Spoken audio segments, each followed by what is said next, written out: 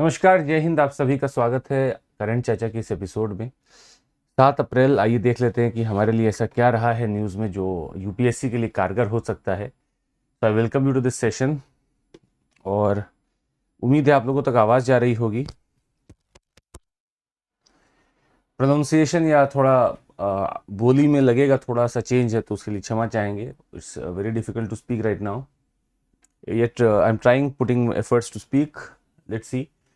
तो अगर कहीं समझ में नहीं आया तो बता दीजिएगा, otherwise I am going to be a bit slow today and trying to keep this voice at a level, क्योंकि पूरा इस समय इट्स पेनिंग। सो हाँ, पेन तो है but we can not help, हमें करना ही है। चलिए, good morning and the question if one academy is there, I would say कि अगर आपको लगता है एक स्टैंडर्ड कंटेंट मिल रहा हो, एक बॉन्ड बन रहा हो, तो इसको ज़रूर अपना सकते हैं आप, आपके लिए फ़ायदेमंद ही रहेगा। So we are offering this bundle package, 6 months of free extension, and you get prelims practice booklet plus printed notes plus a fully paid QEP if you take any subscription, and that is valid only till April 8th. Till tomorrow it is applicable. You get all these booklets, you get printed notes, and you get an extension of 6 months. CMC is the code that you can use and enroll into this. So CMC is my code, and you can try to put into any subscription if you are maybe taking it. And today we have a special class also at 3 p.m. if you might have seen, for the current affairs. So we meet in a special class also today. It's free for everyone, so you can put in CMC code and can join in there. Download this app and you can join this. RM batch has already started 30th of March. Still you can go for that, and we have this 3-year course already started from 30th of March. You can see even that. 9th of April we have namaste. 9th of April 11 a.m. we have this scholarship test, and a lot of things to be won here. Also scholarship you can take, so 90%, 75%. if you get good rank, suppose you get 51 to 250, you get 30% of scholarship. You can put in my code of CMC and can register for the same. So let's start the session. Very good morning and Jai Hind. I hope you all are fine. Yeah, so it is said that satyam api tatna vachya yat uktam asukavaham bhavati. We know that this truth is the only fact that is available, but if it gives pain to anyone, I think we should not speak in that manner.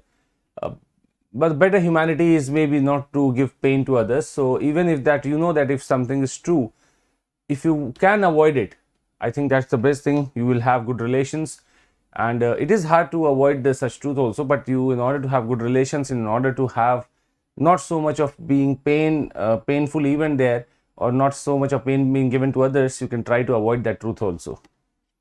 Chali, let's start the session.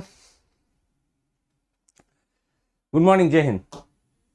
So the first page today of Hindu showed me that online platforms must take down PIB flagged fake news. So we already have 2-3 issues here. Either you put it in governance also, or you can put in security issue, because both can be related. Last time when we were looking for such an item, we put it, I suppose, in the governance, where we were regulating the online content. Now we talked that day that there is a section in the IT Act. This is section 79, and this section 79 said that you are an intermediary and hence you cannot be sued. That means if there is an information on your platform, you say that, sir, I am only an intermediary and I cannot have any control on the information being given on this. So section 79 gave a protection, and now the new rules have changed. They say that the intermediaries will be asked to remove the content if it is a fake news. The IT law has been amended. The new rules have come now, and if the content is being put up by the users, they have to, the intermediaries like Facebook, Twitter, or any such body, they have to remove it from their platform if it is a fake news. So who identifies that it is a fake news? So you have PIB. Now PIB is for the time being taken up, the Press Information Bureau is being taken up as something which is as a very government source and it is to be only prevailing, परंतु अभी एक ऐसा body भी बनाया जाएगा जो इसको check करेगा कि जो न्यूज है वो फेक है या रियल है। तो ऐसा बॉडी अभी आगे चल के आएगा। तो फेक न्यूज अभी हटानी है, इन लोगों का साफ कर दिया गया है, और अभी एक बनाया जाएगा, एक कमिटी बनाई जाएगी या फिर एक ब्यूरो बनाया जाएगा on the lines of press information bureau, और वो डिटरमाइन करेगा कि क्या ये न्यूज फेक है या ये सच्चाई है। और अगर वो बोलता है कि ये फेक है तो उस कंटेंट को आपको हटाना पड़ेगा। ये एक चीज आई है। तो बहुत कुछ नहीं है इसमें। The IT rules of 2023, they talk about appointment of an body like PIB. A body like PIB will come up and it will check the authenticity. It will check the authenticity of the news. This article also talked about one more thing, and that is online betting and some games that have been taking in money or gambling. So online betting or gambling or the online games which are taking in the money and they are putting it to some use for making teams, etc., like you play the M11, etc. Now they say that every media, whether it be the print media or the electronic media, they have to not publish such news items or such advertisements where these online betting and gambling agencies are reaching them to put up their ads. Since it is still a very highly unregulated one, so they do not want the media to put up their ads on their pages or on their media content. Because if they are putting it, more people can be having the betting and the gambling still can be very much high there. Also, we don't have a law for it. As of now, we don't have a law for it. There are recommendations that the betting and the gambling can be made a regulated one with a law, but we still don't have it. But the problem is there were certain ads that came in the newspaper and the agency want to remove it. That is all from this news item that we can decipher. That is all from this news item that we can decipher. Got it? Okay. So rocket salvo from Lebanon targets Israel after clashes. So we are not interested in to understand why the clashes and why not the clashes. My only theme is location here, because I think we have already spoken about this. When on international order, if something interests us, then we study them. Otherwise, our location is more than enough for them to understand. You can see Lebanon and you can see Israel here. Lebanon making border with Israel. This is Israel. They said that a lot of almost 30 plus salvos were fired from Lebanon to Israel. Israel intercepted almost many of them, but for 5. The 5 reached here in Israel. So let's see the border of Lebanon once again. We have already seen this. So Hezbollah, you know about Hezbollah, which stands as a militant also and a political party. There also Lebanon is here, which has this hosting of Hezbollah, and has been, we had a war in 2006. Israel and the Lebanon's Hezbollah had already had a war of around 36 days. So again a fresh salvo has been fired here, and this is Israel making border with Mediterranean Sea. Lebanon also makes border with the Mediterranean Sea. Lebanon is surrounded by Syria, almost Syria, and you have Israel here. Lebanon does not touch any other country, but for Israel and Syria does not touch any other country. Please see this. See for yourself here. Lebanon does not touch any other country but for Syria, and this Israel does not touch any other country, and this is touching your Mediterranean Sea. This is also touching your Mediterranean Sea. As Jordan does not touch your Mediterranean Sea, that we all have known by this time. Okay. Full circle for Odisha IS officer from abduction to review of transformation. Now this I found very interesting. So R. Vinil Krishna, he was abducted by the Naxal group, and this was the year of 2011. He was abducted. Now, the Odishan government came to kneel in order to just have an exchange, and he was then released by the Naxal group that has abducted this ICE officer R. Vinil Krishna. He again had to go to this area in 2023, so almost at a gap of around 12 years, he again went there. He found that transformation has come upon this area where he was abducted, and this area is called as Swabhiman Anchal. Swabhiman Anchal, this is like Simanchal, this is Swabhiman Anchal. Swabhiman Anchal, let's have a look on the map first. You see the border between Odisha and Andhra Pradesh, this is Malkangiri wala area. Malkangiri, Odisha and Andhra Pradesh, this is Malkangiri wala area. And in this area you have a cut-off section. This is a cut-off section if you see. This is a cut-off section here, and this is also a cut-off section, but we are talking about here the cut-off section. This is the reservoir. This is the reservoir that is there, and this is the cut-off section surrounded by water from three sides. So this section had supposed way back in 2005 to 2011-12 was the base of the Naxalite operations that were to take place, that were taking place. It was the base of such Naxal people there. He was abducted, but he says that he was also being served food.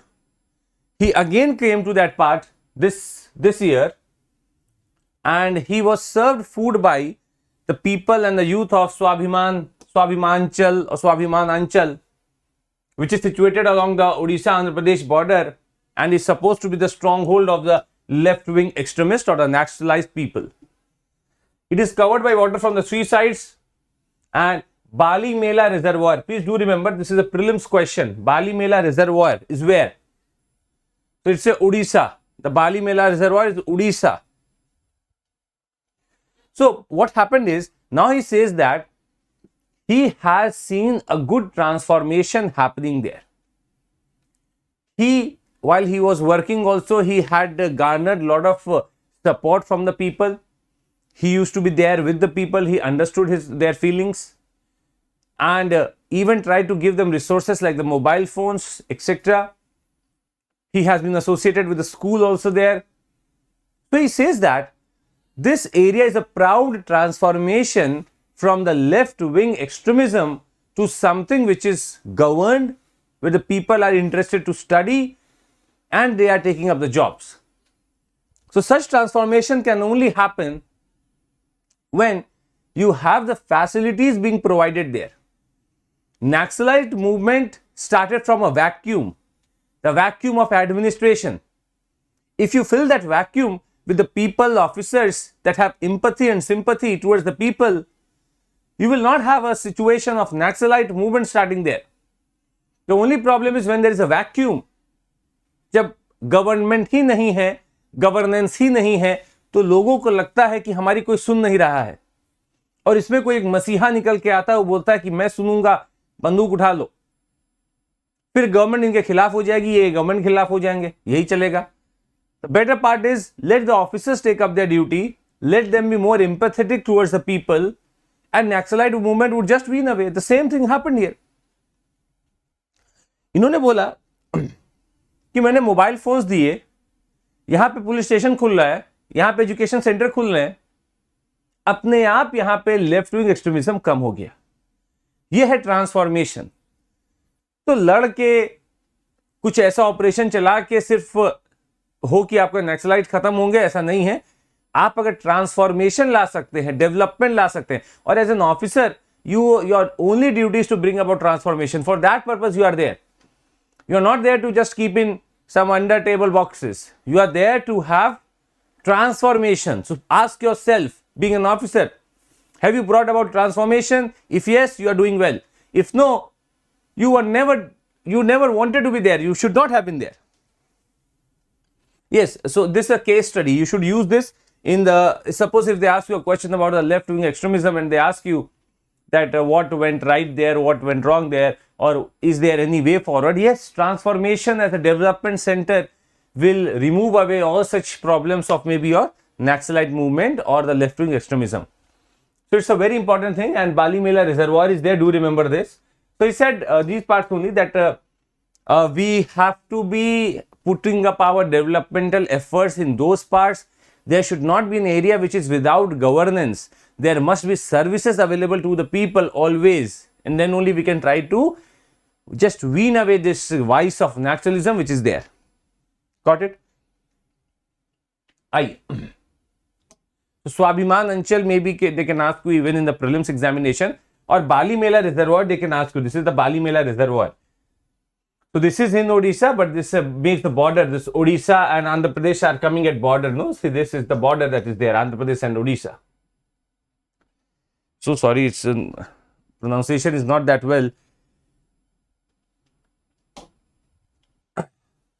So government not for space policy, private players set to gain.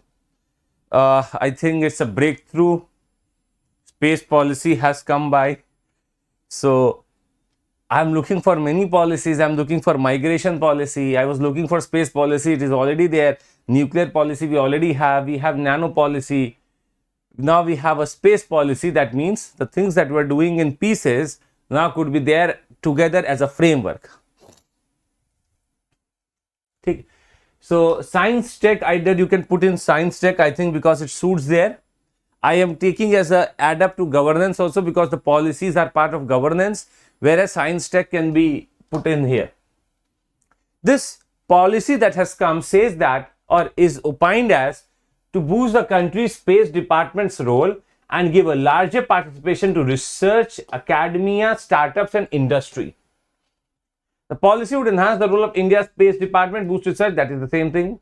Policy lays down the roles and responsibilities of organizations such as ISRO and private sector entities. Now the major point is, no one knows that maybe there could be a chance that some Elon Musk from India also can come up now.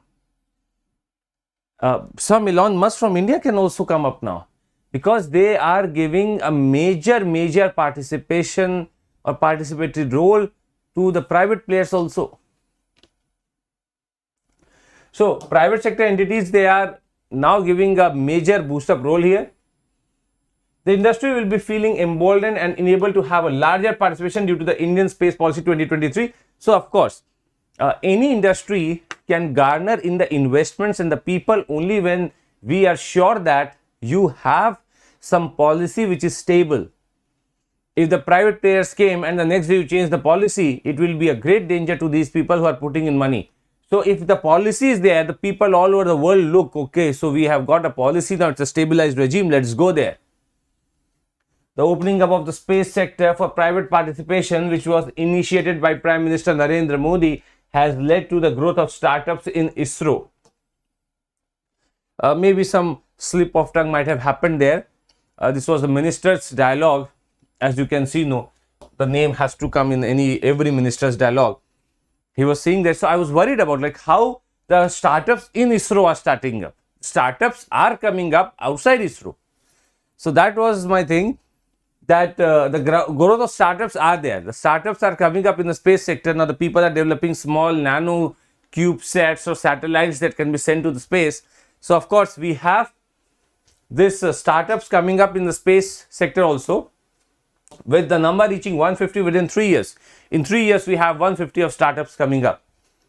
It is expected to offer clarity on the roles of the components set up in recent past and enable the industry to have a larger participation. That's very correct. So we have a policy, we have a framework. Now more details are to be followed. It's still not there. More details will come and then we give it to you. So for the time being, very much clear, participation of private sector is anticipated and is given a boost. Second, we are putting in money for research, academia, etc. Infrastructure will be developed. Maybe people from outside also would be wanting it to come in now. Let's see how this rolls up. But yes, space is the other sector that is going to come up in the next 5 to 10 years, where you can see a lot of things happening in the space. We will reach, I think our Gaganyaan is already going on. We are going to have other planets, other things also coming up into the picture if we have this policy. So a good one. But let's see the details of it and then we do a critical analysis. The details across the papers I found I could not see any, but we'll have it. Let's see this now. International order, not much important, but the paper have only these topics today. So why is Japan circumventing the sanctions on the Russian oil? Okay. What happened is the West is putting up a price cap on the Russian oil. Let's see. So West has said that the Russian oil, we are putting up a cap, and that means that you cannot sell it above $60 or so was the thing. But what has happened is this Russian oil is actually being purchased by many countries, for example, India, Japan, and even if I were to add Europe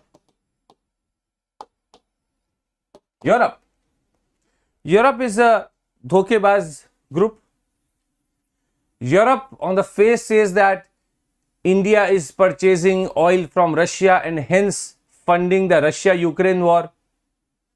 The other day I had already made a video about Jaishankar Sahab. Jaishankar Sahab has made it very clear.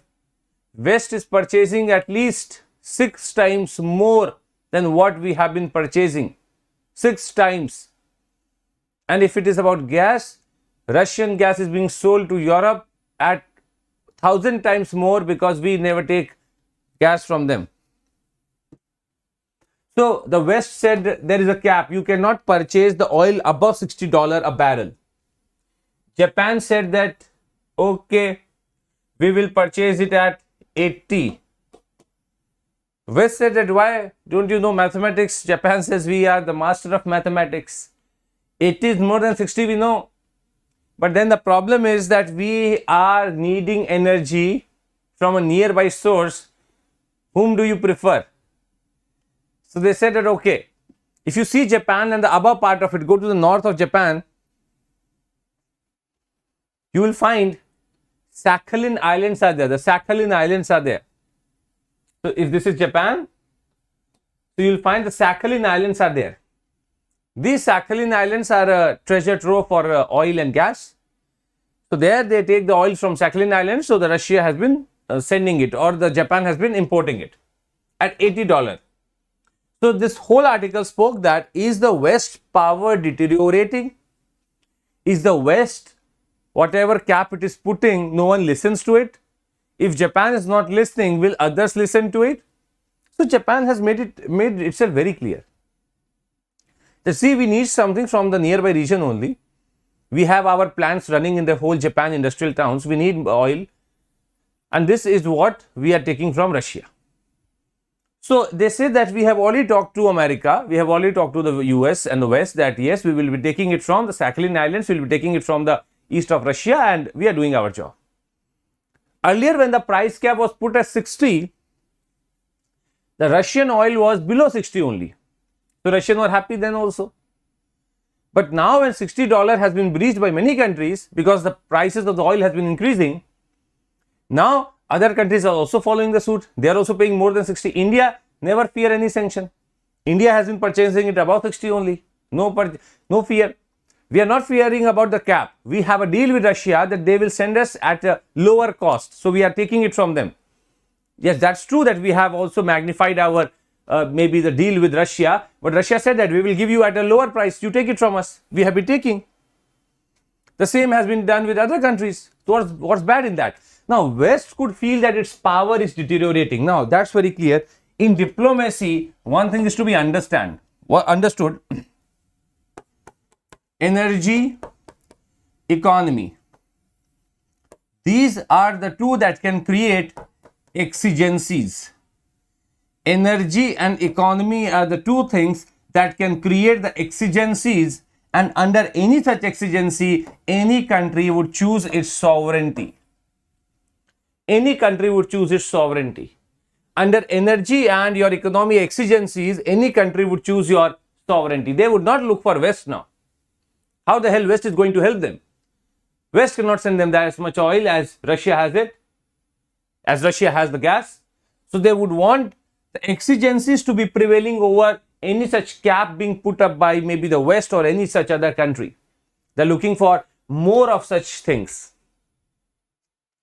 So this is what Japan is doing. Now West may not be that much worried about it, because the West does not only look at the price cap that someone is not following. Their ideology is the same. They are trying to put in a block against Russia that remains intact. If only you talk about the energy that has been purchased at $10 more, that does not affect it. Okay. So they have to understand that yes, Japan can take it because Japan has industrial maybe nature, and it has to take in more of energy. It does not have that much of resources, so it has to take it. And Russia is that nearby Sakhalin Islands that it has to take it from there. So that was only about this. Nothing much in this to discuss, but this came and hence I have shown you. Got it? So no one really worries about what West is putting it. Representation in the India's police forces. So I think security issues is the topic. I just want to give you facts. Very important for mains examination maybe. Yesterday or day before yesterday, we talked about the judges. The same report, that is the India Justice Report, which is released by the Tata Trust. The Tata Trust has released this India Justice Report. Some good figures are there. I would want you to write it down. Let's see. As per the report's finding, January 2020 and January 2022, the 2 years gap, the vacancies in the police rose from 20% to 22%. So where are we putting ourselves? Like, we have all the resources, we have the policies, yet after that, if the gap, the vacancies in these important arenas are increasing, that shows that we are not able to take in the policy as it should have been. Maybe money crunch is there, maybe some other problem is there, but then everything else you are doing and you are not putting in police as it should have been. The sanction strength is 22%, you are putting in only less of it. So vacancies have increased from 20% to 22%. These are the vacancies. In the case of police constables, as of January 2022, West Bengal was the worst performer among large and the mid-sized states, with vacancies amounting to 44% of the sanctioned strength. Kerala was at top with the constable vacancies making 4.6% of the sanctioned strength. So very correct. We can feel that if your motto is to provide, you see, every state budget has a glimpse of what this state wants to do, what this government wants to do. If the government is putting in money only for the free distribution of anaj, free distribution of everything to its ministers, to its other officers, it is never going to have filled up that place as it is. 44% vacancy, imagine. And the constabulary is considered to be the bedrock of the police system. Even in the British India, if you go, you will find out that the constabulary was to be there. It was understood as the bedrock of this police force. And Kerala is doing so well. Just look at it. The second part was the vacancies are there. The second part is the SC and ST representation in officers and in the constabulary. If you see here, it shows you the percentage of SC police constable. The dark color shows you the SC police constables, while dark color shows you officers, and the light blue color shows you the constables. So just have a look at it. We are not going much into this, but see, this is the 100% mark. 100% shows that whatever be the quota, you are having those many people. Whatever be the reservation, you have those many people. Gujarat is from the top. If I see the first state that has 100% quota fulfilled and even beyond of the SC officers and the SC constables. If you see in Karnataka, again 100%. Sikkim, this constable is more than 150%. But if you see the other areas, like if you see Chandigarh, if you see Delhi, Puducherry, if you see Uttar Pradesh, you can see Uttar Pradesh, UP, Uttarakhand is there. Yeah, UP. It's UP, not Uttar Pradesh. See, UP is written here. See, they are less than even, in some they are less than even 50%. That means whatever be the reserved seat for them, we are not having those many people there. Vacancies are there. So, in such a scenario, my social nexus also, my social planning also falls apart when I feel that whatever being the reserved quota for them or reserved seat for them, even if that are not fulfilled, it's a problem. This is for the ST, you can see. Let's take up UP only, see, less than 50%. Bihar having a good number. But otherwise, if you see, this is my 100 mark. So, if it is less than 100, that shows that you still have to do, you still have to bring in more people into that seat. So, my only concern here is we don't have to remember the facts. We can only say that while some states are performing well, but there are states like Uttar Pradesh, Uttarakhand, etc., where the number of reserved seats for SC officers and the SC constables, they are much more, and the real appointees are very less. Let's come to women. See here. The dark shows you the share of women in police, and this blue shows you, light blue shows you officers. Let's see. It shows you the share of women in the police force. Imagine we have not touched even this 30% mark. No state touches it. People or the states are far away from even to a 20% mark. In a country where 48% as per the latest survey is women, I would say half of us are women, or 50% population is already there.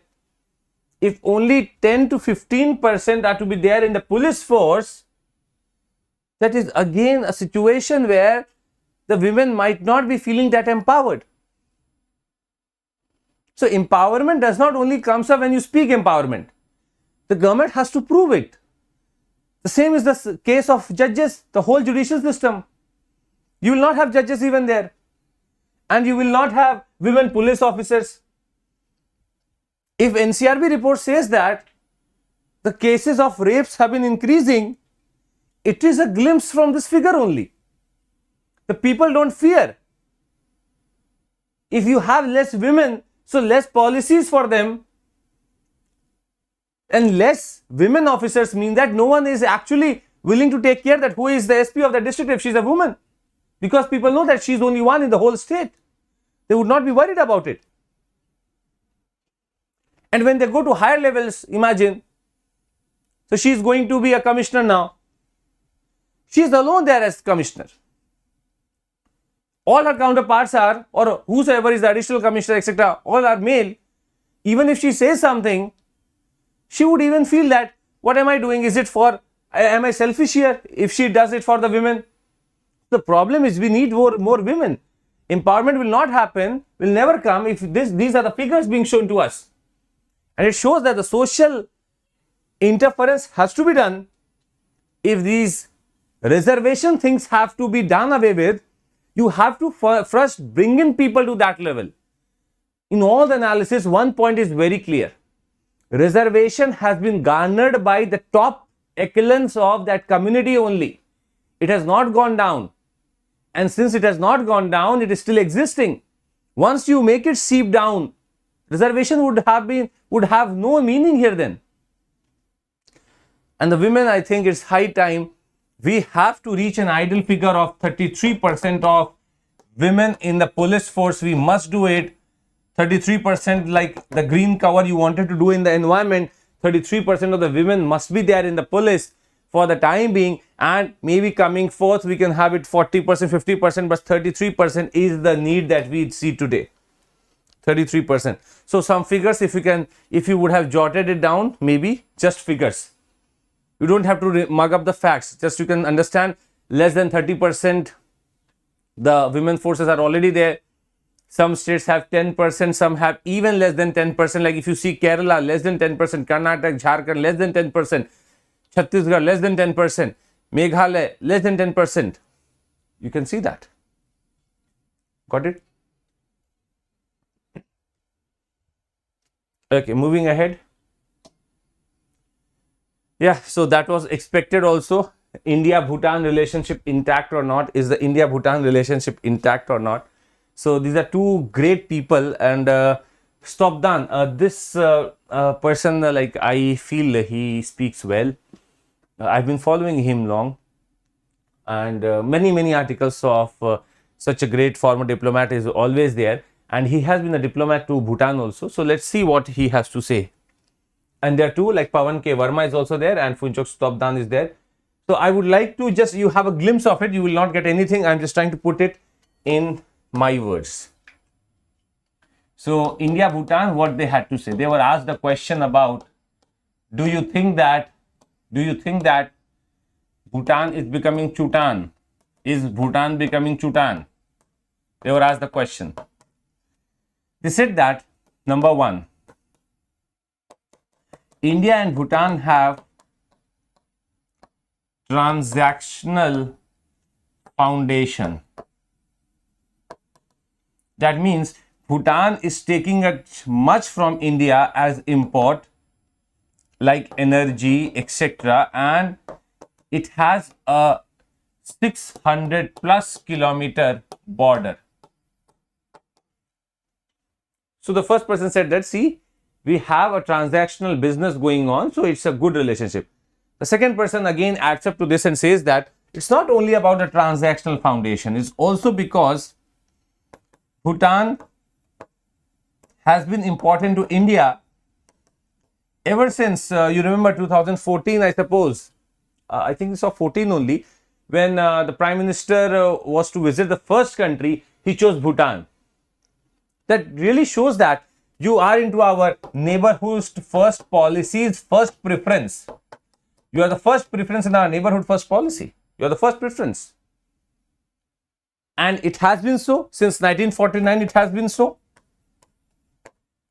Second, they also say that we have this 2007 friendship treaty also working, which means that we are sharing information between us. They say that China is playing games with Bhutan and Bhutan understands it well. Bhutan has been promised, Bhutan is being promised by China much larger territories in the northern part just for the sake of giving the territories here in Doklam area, Chumbi Valley.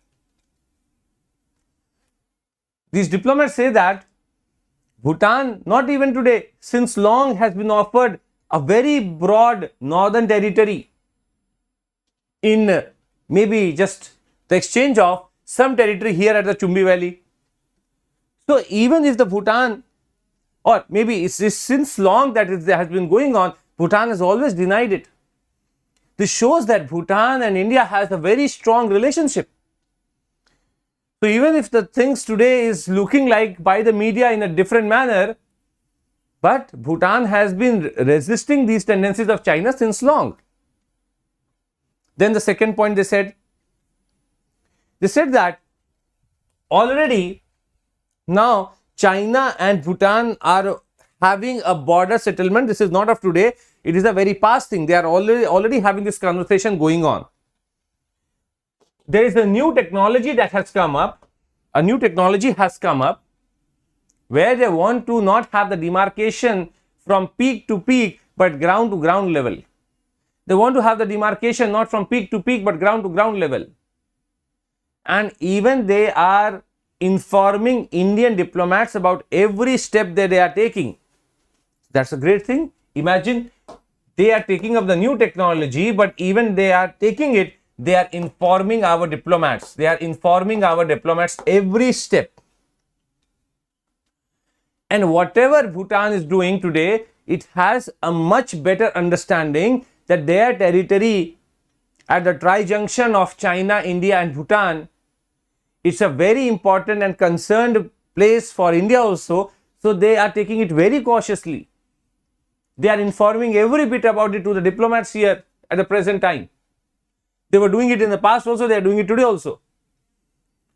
But they are having a concern. As per their concern now, Bhutan's younger generation, they said that if you are about 35 years in Bhutan, you have a very good feeling about India.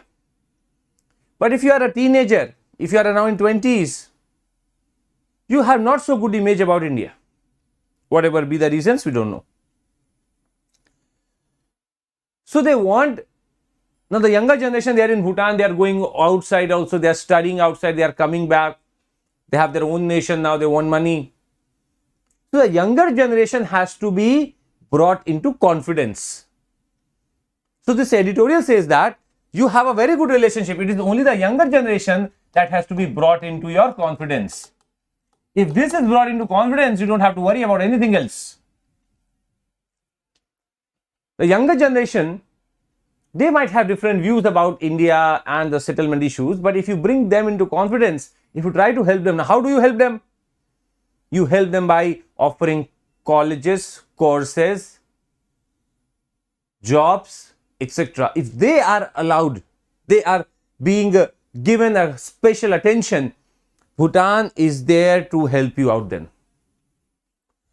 Because China is trying to lure them. China is trying to lure them via TikTok, TikTok, TikTok. I hope you understood.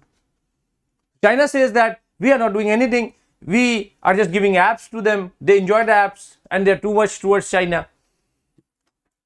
But India has been so much good in the capacity development. If it does so, imagine what wonders can happen. So Bhutan, if it is played with an angle of not only energy now, but with some capacity development like colleges, hospitals, there people coming to us and studying, they're also studying, but more people can come in, they can study here. So there will be more towards India. I would like to add one point here, and that is the whole first neighborhood first policy can have an angle of a capacity development where all the first preferences, or maybe whichever country is our preference, their students can be brought into the country and study, and our campuses can open there so that we can try to blend them with our culture. Already the cultures are similar. We can try to give them a glimpse of whatever we are thinking, and they can be towards India even in the future. So our future policies, the neighborhood first policy, should also be having this capacity development where the colleges and the taming of, or maybe bringing in these people in our education garb so that we can try to blend them in our culture. This is my opinion, this is my submission, and this has to be done with the Bhutan also. So they said that Bhutan's relationship is a wonderful one and it is going to increase even to greater heights. The only thing is that you have to take care of the younger generation that has come about. They have aspirations and their aspirations must be met. Got it, everyone? Yes, you can have student exchange program. You can bring in them into your IITs, IIMs, and you can try to have the seats for them. A lot of things can happen here. Then I think that was the last topic that I took up for today. Although there was one more topic about this science and technology one, but I still feel that I want some more information, then I'll give it to you. So let's wait for some time then. Thank you so much. Apologies for the accent and the pronunciation.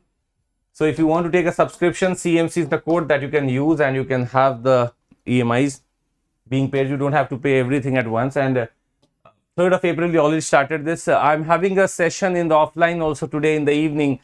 Not sure how would I speak, but I'm still trying to have it. Let's see. So if you're there around Delhi, you can come. And this is already opened up as told to you. So thank you so much. Take care. Jai Hind. All the very best. And निरंतरता ही सफलता की कुंजी है. जो निरंतर है वही सफल है. आपको सिर्फ निरंतर रहना है, सफलता खुद आपके पास आ जाएगी.